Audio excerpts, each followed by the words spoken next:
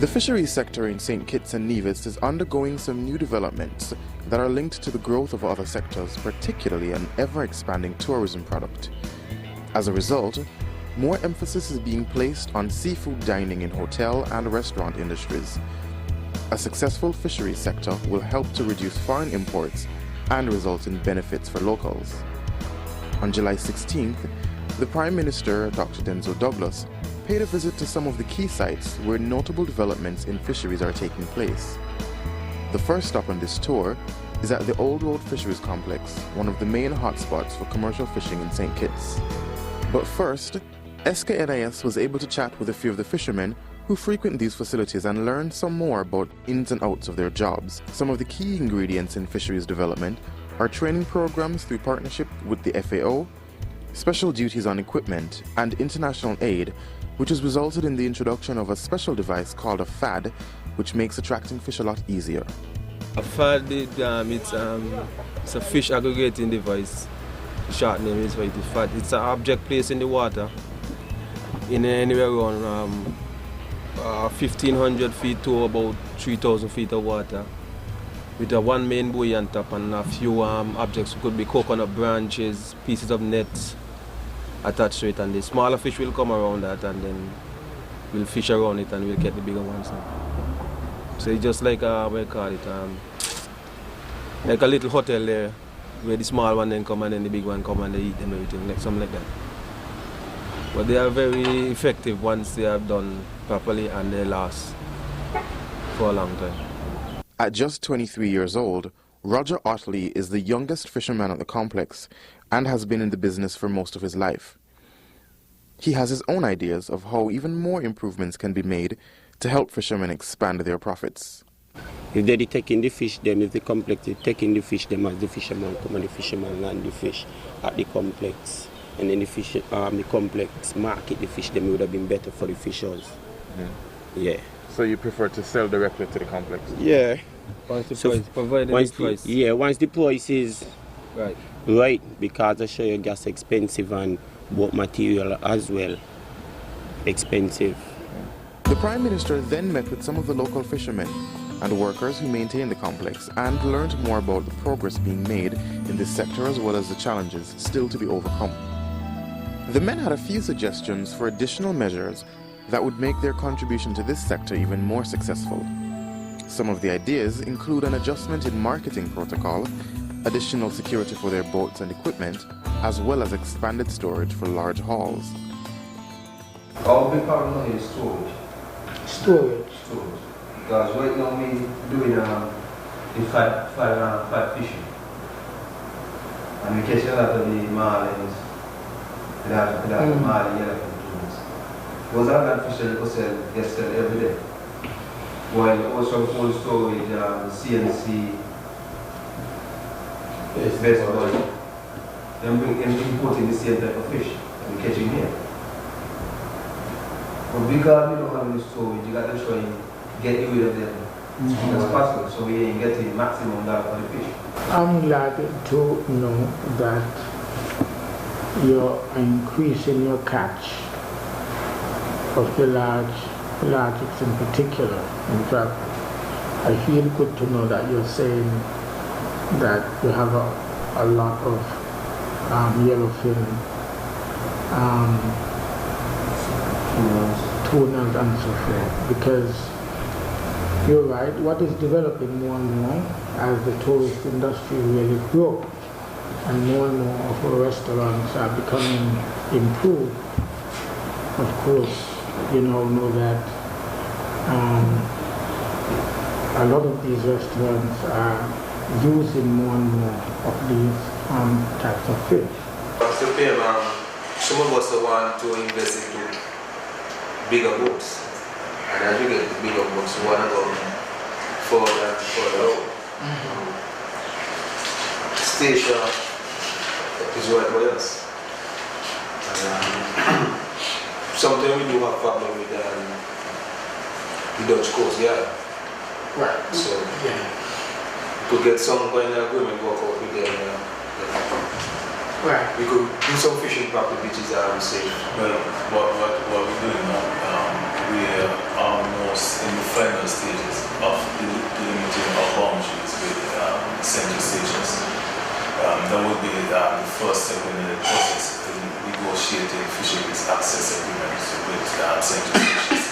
see what activities our fishermen can do there. Where the fishermen will also want to do probably similar activities here. But that's the next step in the process. But the first thing is to delimit our maritime boundaries so we do not have the conflicts that our fishermen have with the Dutch Coast Guard that being caught in the waters doing illegal fishing activities. The Prime Minister ended by assuring the fishermen that he is committed to seeing the necessary upgrades to the sector, ensuring the longevity of this industry. There will always be fish, in the sense that there will always be demand for fish by our people, especially today when there is a consciousness, an increased consciousness with regard to healthy lifestyle. What we want to ensure, therefore, is that there is an appropriate and an abundance of fish available when it is needed. We want to make sure, therefore, that the marine resources that we have are protected. Protected not simply because government says that they should be protected, but you, the fishermen, will appreciate how important it is to protect and to ensure that there is no overfishing of the fishing grounds and banks that we have around us. We want to make sure that fishing is a livelihood, an industry that can provide livelihood for people. We want to make sure, therefore, that your customers can enjoy your catch at the point of sale, having them properly preserved, cleaned, properly displayed in an environment that is sanitary, that is healthy and conducive to the further development of the industry, which is what we are seeking to do here in St. Kitts and Nevis. After their discussion, the Prime Minister took a quick tour of the facilities before leaving for the next location, the St. Kitts and Nevis Aquaculture Pilot Project and Environmental Research, SNAPper.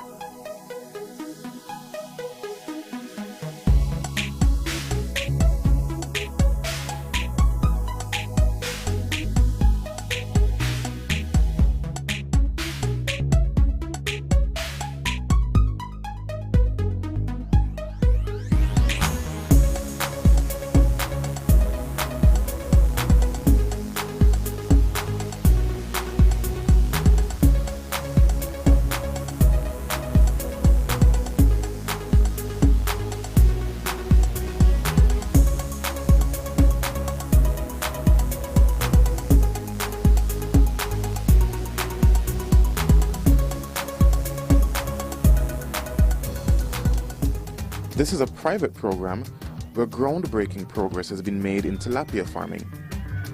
Did you know that St. Kitts is the first to successfully convert and rear tilapia in salt water? Dr. Barrington Brown, director of the Snapper project, gave the Prime Minister a tour of his complex, explaining the 9-year process of research and testing that led to this groundbreaking achievement and its implication for fisheries in this region. One of the things that Dr. Brown explained is that this aquaculture method of fish farming ensures a more environmentally friendly approach and a healthier process which benefits consumers. He also mentioned some of the interesting facts about growing tilapia. We have maybe about 350,000 fish in the whole setting here. They're mouth brooders.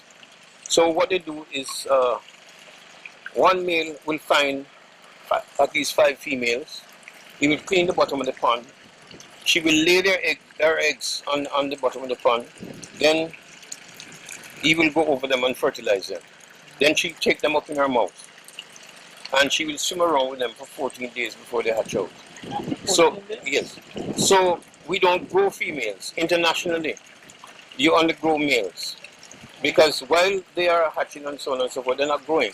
So the males grow 3 times faster than the females. So the males that you eat them?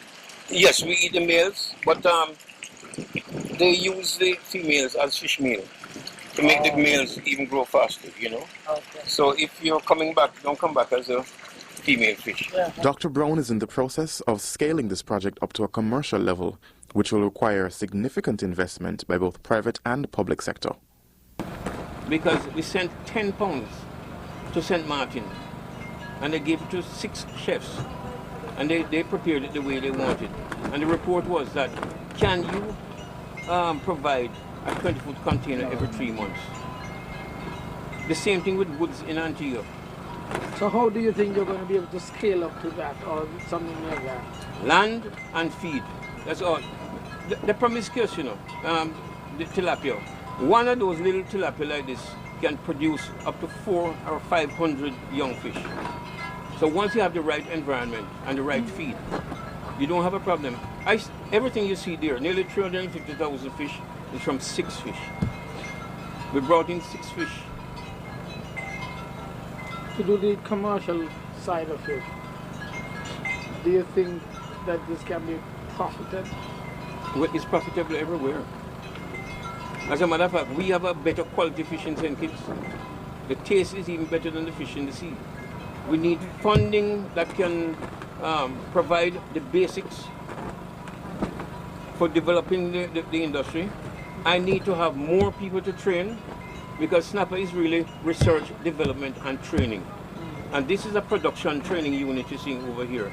So anybody who is trained on that will be able to understand exactly what you do from the fry stage to market stage. According to Dr. Brown, the proof of the pudding is in the eating, and the Prime Minister took that quite literally. Scaling up of Project Snapper could potentially mean a notable reduction in the import bill, as it would eliminate the need for outsourcing of this particular type of fish. Also, more research and development can be made possible, which would lead to the exploration of other methods of aquaculture diversification. Thank you for joining us on this episode of Out and About with the Prime Minister.